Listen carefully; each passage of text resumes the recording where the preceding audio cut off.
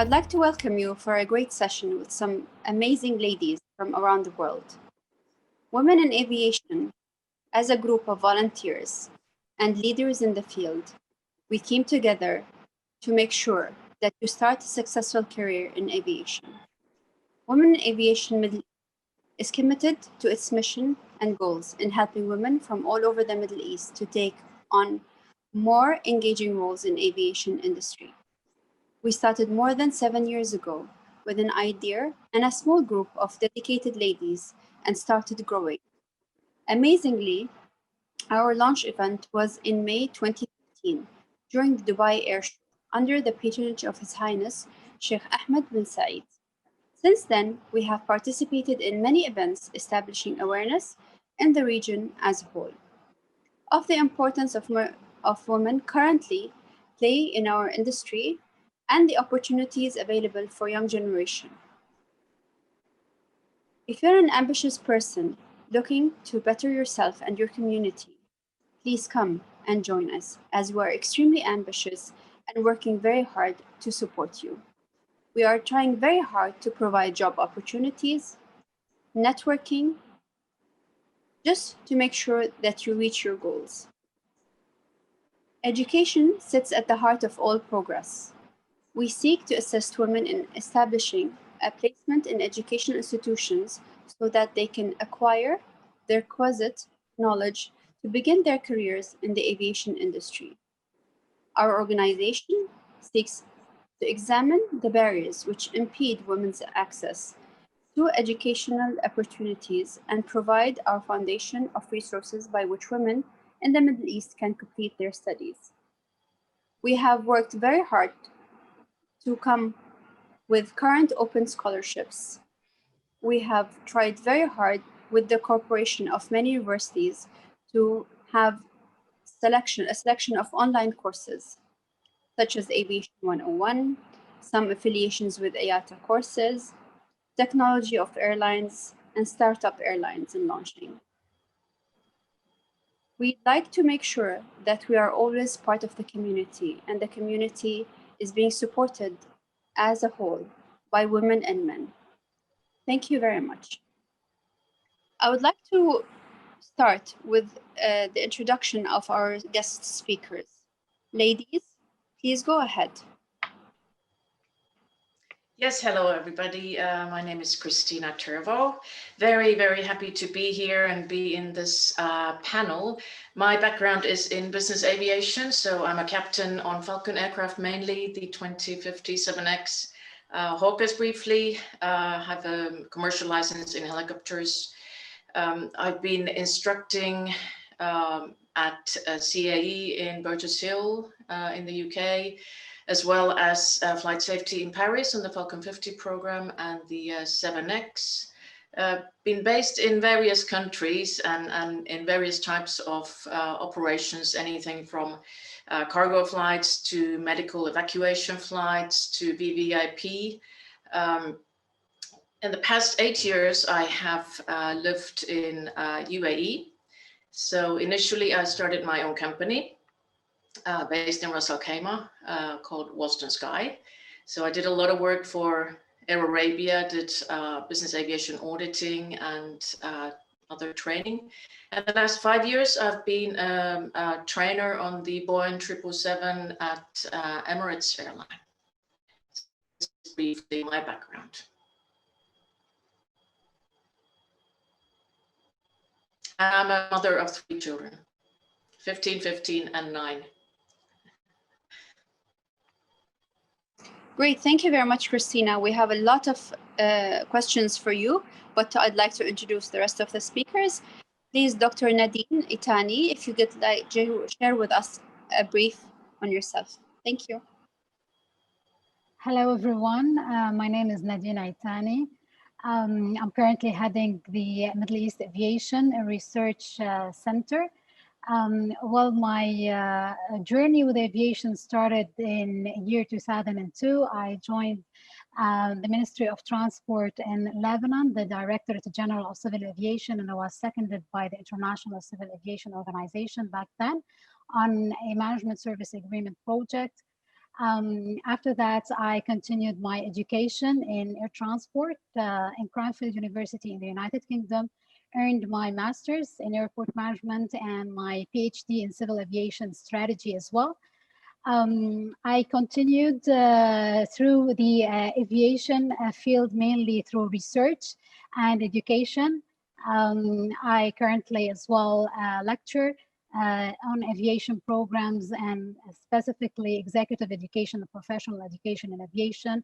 I've joined different airport management projects in the Middle East. And my passion is about helping governments realize their potential when it comes to aviation. And maybe we'll be speaking about the three bottom line of aviation and how aviation can change the communities. Thank you. Thank you, Dr. Nadine. And now I'd like to go to Dr. Suaad Alshamsi. Hi, everyone. I'm happy to be with you today. It's my pleasure to be with great ladies. They're passionate as aviation, as I love. And always we said that the aviation in our blood. My name is Suaad Alshamsi. I'm the first UAE aircraft engineer in the aviation industry. As 15 years now, I'm working as aviation consultant for the third biggest airport in the world is Abu Dhabi International Airport midfield project. My background is I'm holding PhD in aviation management from Coventry, master from Coventry, but originally my bachelor degree in aeronautical engineering.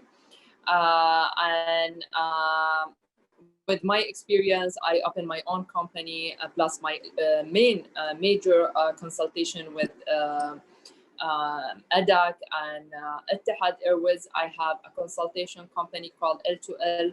It's to help the new generation and students who are well to enter to the aviation industry.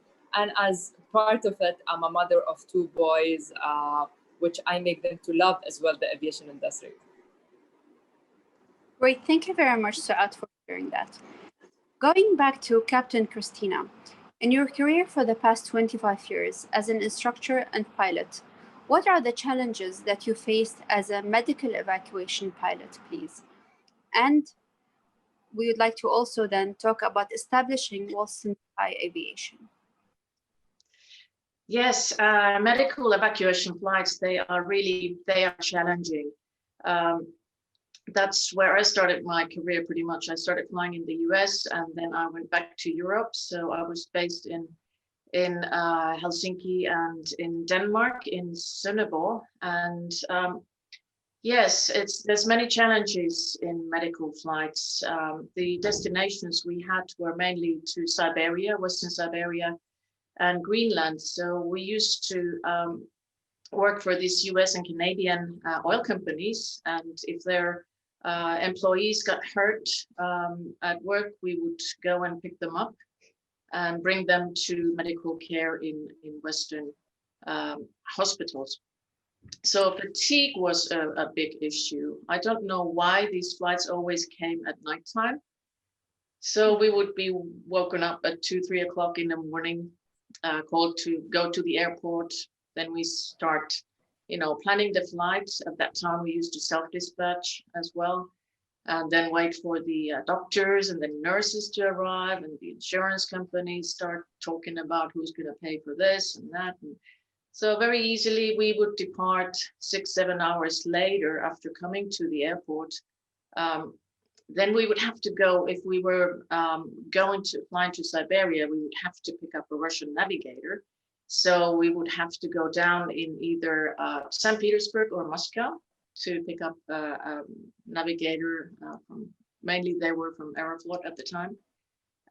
They barely spoke English, but they were really helpful, obviously. We flew to airfields that ATC did not speak English, so we had to trust the navigator. Also, we didn't have charts to these airports, so we had to again trust the Russian navigator with his Russian charts. So a lot of challenges. Weather was a big challenge. I remember one time we were stuck for about a week in Siberia because of a snowstorm. That was a very long week. So a lot of issues there, fatigue, language barriers, charts, weather, ATCs, airports. Wow, that's very risky and dangerous. And I'm sure while having your kids growing up in that situation, maybe that, I'm guessing, what took you into establishing Wilson Sky Aviation and changing your career? Yes, at that time when I was doing these evacuation flights, I didn't have children yet. But then later on, partly because of family, it was easier for me to become a trainer. So I was working mainly in flight simulators. So the roster is slightly, it is better in training environment. Yes, with Wilson Sky, when I started Wilson Sky in 2012, I didn't have that many challenges, really. It was very well received. There was a lot of demand for professional training and auditing. So even before I had my trade license, I already had work lined up for the company. So that was a very, very good experience in the UAE. Looking at the current situation with the coronavirus 19, could you just share with us the moments that you enjoyed, the moments that you are proud of in achieving, whether it's work, with family, or dealing with people around you in the current situation? This is a very nice question. People are normally talking about the negative things with the COVID. Obviously, there's many, but proud moments we can, I'm sure, and I hope everybody has them. Work-wise, for me, it's been a big change from training in face-to-face to in flight simulators or classroom to VILT or virtual training, which I've never done before. So that was a big thing for me, learning how to use all these different tools and apps and how to actually deliver valuable online training. So I've pretty much, I don't say I'm 100% proficient now, but I'm doing much better than I did 6 months ago. So that is a proud moment for sure. However, I mean, I still have lots to learn. Family-wise, friend-wise, you know, children are learning new skills, resilience, you know, adapting to new situations, not taking everything for granted. And I think, you know, dealing with people around, people are, I think, more compassionate, you know, willing to help one another. I've been reconnecting with a lot of old friends from my past, which is it's a great thing.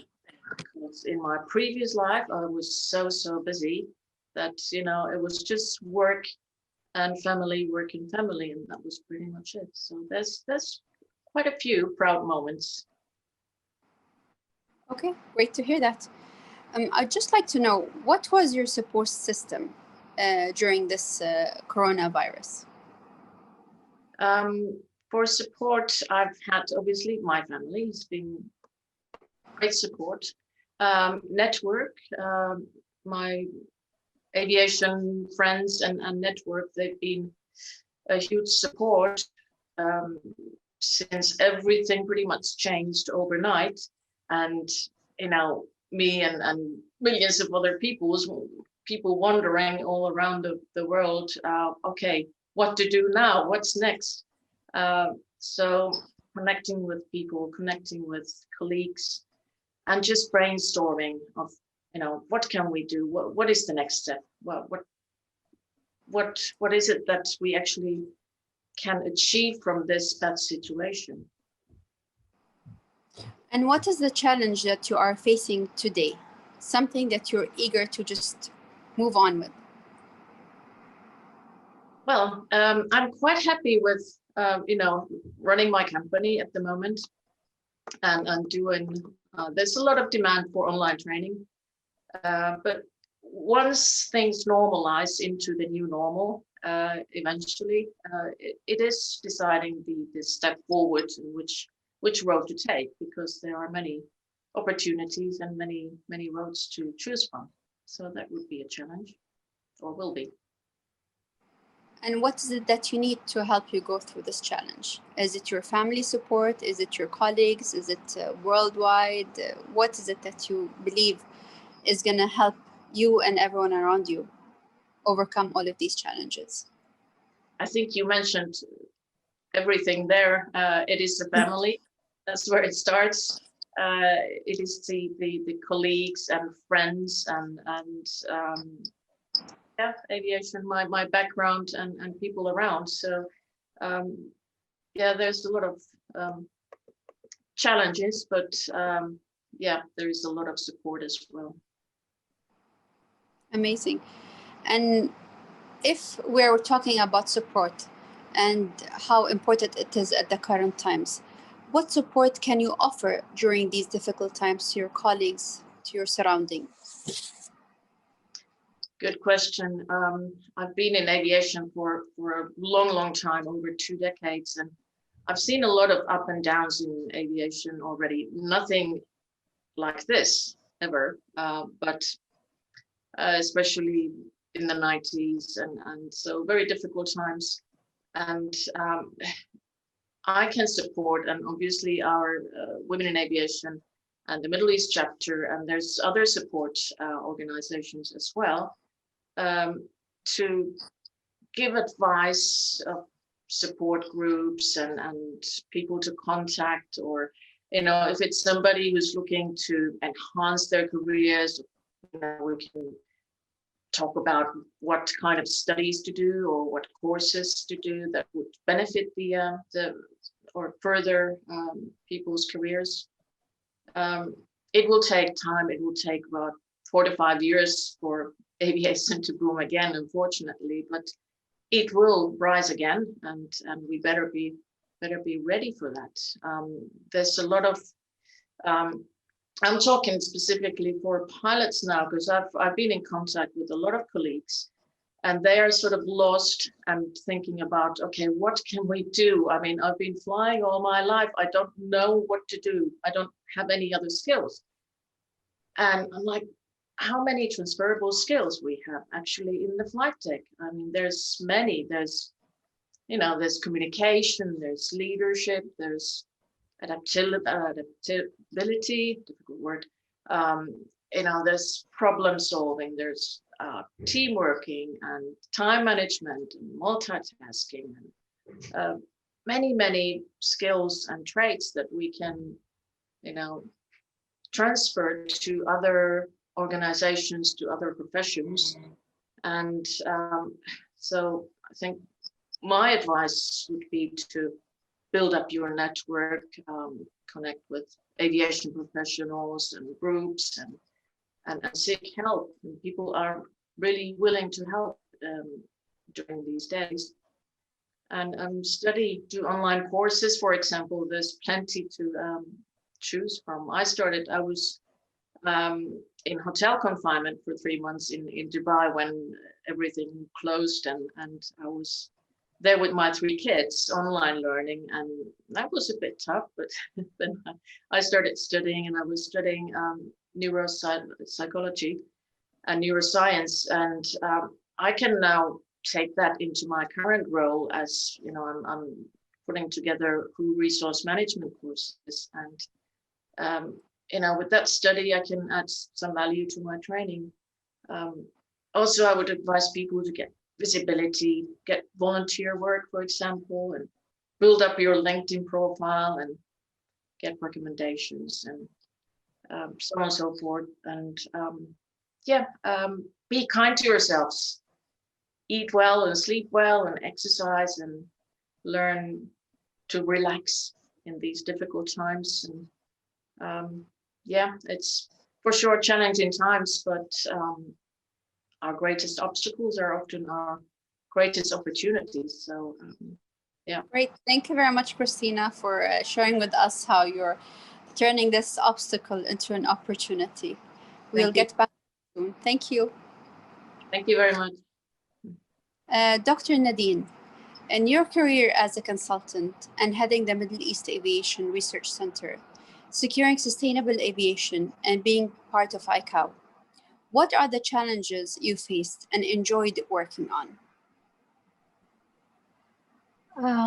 Well, I would say that the thing that's really attractive about the aviation industry is that it is really broad and it has this international prospect. Yet, in order to have an impact, you really need to work within certain national, let me say, flavor or spirit or culture. So this what makes actually aviation interesting from my perspective. Challenges are plenty since we are speaking about an international industry. I mean, an international catalyst for economy and society as well. But I've always thought that this volatile and uncertain situation that aviation needs to overcome has been always a challenge. And due to COVID-19 lately, this volatility and uncertainty has been maximizing, and it had its a negative impact, I would say, on the industry from one hand. But as Kristina mentioned, that we really need to look at opportunities, and I think that there's a lot of opportunities, specifically that whenever change happens, it's an opportunity for us to maybe unlearn some of the old traditions, behaviors, the things that we have been always used to do, and now try to relearn something new, something that can help us be more flexible, adaptable, and fit to the new normal, as we are calling it. Yes, great. Now, looking at today with the coronavirus, what is your main role in supporting regional government agencies and airport authorities? Well, we have been taking specific assignments with the private sector and also with the government agencies on how to adapt mainly the policies, the procedures in order to move on and move forward and try to, tackle this COVID-19 implications. And as I mentioned, whenever there's change, we need to seek an opportunity to understand where we can be placed and where is our place or position in this change, and how we can move things forward and tackle mainly the challenges. The things mainly I'd love to focus on specifically in each assignment we are taking is to shed the light and to highlight the importance of the collaboration internationally and also on a national level, because as we've seen that COVID-19 has its toll, of course, on the international industries, and aviation is one of them, of course, but it also had led to more nationalism. It has led to more like isolation between countries. So each country is dealing with the catastrophe or with this risk at its own level of readiness. What my calling is that I would love to always highlight the issue that even if it's sometimes a national risk that we need to tackle with our national capabilities and readiness potential, but we need to rely on international collaboration. We need to open up and to foster these international relations among different work countries and among the regions as well, because I believe that the forward step for humanity is always like this collaboration and this high-level coordination. Great to hear that supporting each other is one of the most important things that we are doing. So I go to my next question. How are you empowering women today in the industry that has been struck severely by the coronavirus? This is a tough question to say, because actually women are having difficult challenges, and not only related to COVID-19. If we're speaking about women in the Middle East, mainly, I would say that there are plenty of challenges that the women are facing, geopolitical challenges. We're living in a region that full of conflict, full of changing and shifting priorities. So whenever there's this macro challenges and the huge challenges, you see that the female and the women issues are being submerged, and there's always a priority for something else. Through the Middle East Aviation Research Center, we're trying to help more women to step into the aviation industry through encouraging female researchers, I mean females in aviation research, and females in aviation education, and also ensuring that there's always a place or a seat for women in our training programs and professional development programs as well. We have been engaged in community activities, mainly targeting young girls between the age of 8 to 12, supporting startup programs as well to help girls, I mean, capture their interest in STEM, and from STEM, divert them into the aviation world to make them choose aviation as an education choice first, then as a career option at the next stage. So I believe that the community engagement is the key, focusing on sustainability and social responsibility will pay off, specifically with the changes and everything happening worldwide. Okay, great to hear that. Now, let's turn around the chairs and let me ask you, what support do you need or expect from your family, your colleagues, and your friends? Well, to be honest, I think that we need to start from ourselves. We are used to try to, I mean, ask for support or believe that if we achieved something, so we earned this support, but we always need to make sure that we keep on working on ourselves first, and then on our networks second. Working on ourselves or starting with ourselves is, well, identifying our weaknesses and strengths, and having a clear purpose, I would say, will help others to support us. Because sometimes, I mean, specifically my husband and my family, when everything is changing and they see me a little bit confused, they just tell me, tell us how can we help you, and we'll do it. Just Great. just tell us. So I believe that having a clear purpose and knowing ourselves first, knowing our strengths and weaknesses, it's the best plan that we can have, and it will help. I mean, the surrounding and the community to support us, because they will see that we have clarity and there's consistency in what we are doing. So this will be organic support. Great. Now, looking at the international sphere that you are in, what advice do you give to the young generation? Well, I believe that the younger generation are actually giving us some advice, and we are learning so much from them. Now, from the millennials to Gen Zs, I believe that they have taken so many remarkable initiatives, specifically in the Arab world. I'm so impressed by the young generation, how they are stepping in and they are breaking stereotype, whether it's like gender stereotypes or even other social stereotypes in terms of, let me say, women in finance, women in justice, women in politics.